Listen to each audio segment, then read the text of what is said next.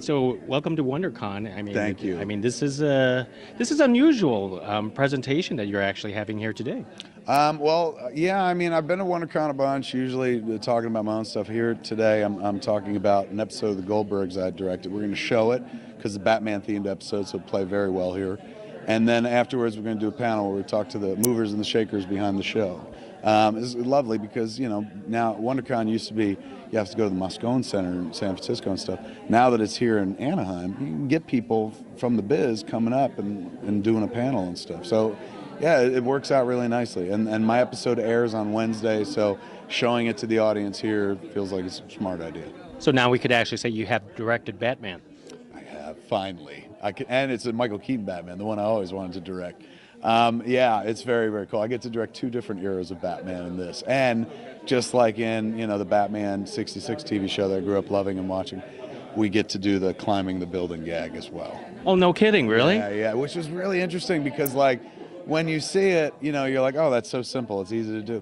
And then you realize that, like, we didn't have the elements. Like, we had to lay out a green screen because they had, like, a kind of moving background and stuff like that. So it's more expensive in this day and age than to do it then. And also, we have a pop-out window gag. And since the set is laying down, like, suddenly you're like, how do you do that? And so we had to go back to the books, research books, to look and see how they did it on Batman. We found, our production designer found this one image of Jerry Lewis laying in this like coffin thing, and then he would open the window and lean out, because the idea is you're supposed to look like you're leaning out a window, but they're really laying down. It was fucking fascinating. We learned so much in trying to recreate that little moment that they did so many times.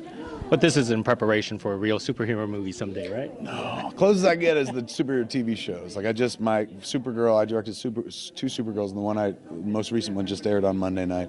I've done some Flash, episodes of Flash, but they don't need me near those movies. They need people with vision and stuff like that. I don't have any vision. I'm the kind of guy that just pays to see those movies. So who's your favorite superhero? Batman, hands down. Yeah? Yeah, I don't even think about that. Batman, you know, for the usual reasons, too. He's the one character that you could be like, I can get my head around being that guy. You know, you'd need billions of dollars and a lot of training, more abs than I have to speak of, but you could get your head around being that guy.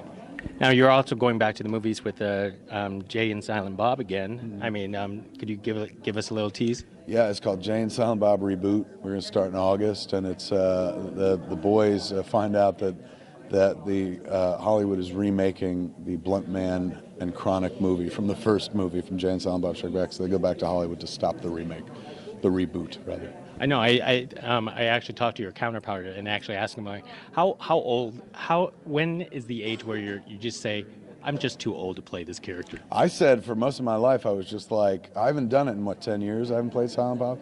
So I remember when I was younger, I'd be like, you know, I can't be 40 standing outside a convenience store, and I'm 46 now. So I would imagine I'll say 50, but, you know, if it still seems like a fun idea at the time, even if I'm 65, like, you want to go stand next to your buddy and say goofy shit, I'll be up for that. Okay, last question. Yeah. Please make Clerks. Can you? I would love to. I need the other guy to do that. We need Jeff Anderson, the guy that plays Randall, and he doesn't want to do it. So, yeah, sadly, that gets put to the side. I want it so badly, but I can't do it without him. It was written for him. The Randall part is the whole movie. Like, it's Randall's flick.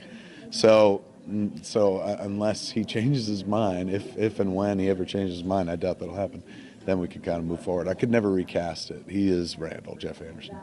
Thank you very much. Hey, appreciate it. Pleasure. Thank you.